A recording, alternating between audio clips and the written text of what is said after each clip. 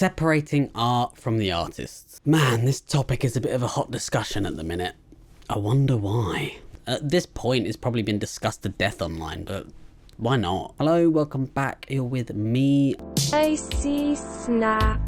Like and subscribe. And today we're diving into a topic that always sparks a heated debate, but it's making the rounds again lately. So, can we separate art from the artists? It's a dilemma as complex as it is contentious and slightly pretentious. On one hand, we have undeniably great works of art that are created by somewhat more or less favourable people whose actions or lives may be morally questionable. And on the other hand, can we truly appreciate that art without being influenced by our knowledge of what comes behind it? If you consider the perspective for people who argue for the separation of art, I guess you could argue that once a piece of art's been made, it's kind of out there in the world, right? It becomes its own thing. What's the harm in listening or looking at it? Its value lies in intrinsic quality, its beauty, its message, its craftsmanship, rather than the character of the creator. And then this is kind of where the issue becomes confusing. Can you honestly listen to Lost Prophets now, for example, without feeling like, bah?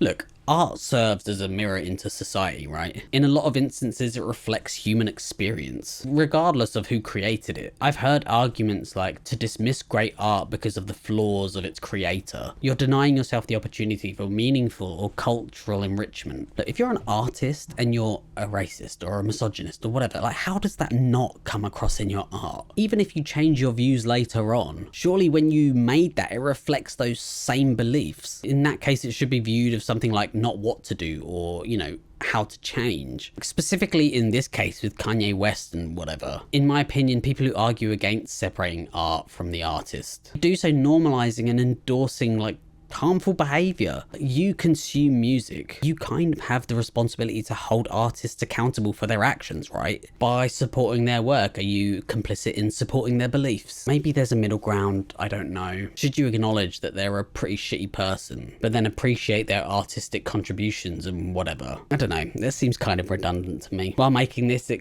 kind of got me thinking, like, why do people stick up for these celebrities? Like, why should they get a pass because they make some mid-ass music? It's why I don't give a shit about awards ceremonies. Like, no one deserves a medal for fucking making music, let's be real. It's just a huge circle jerk between out-of-touch celebrities.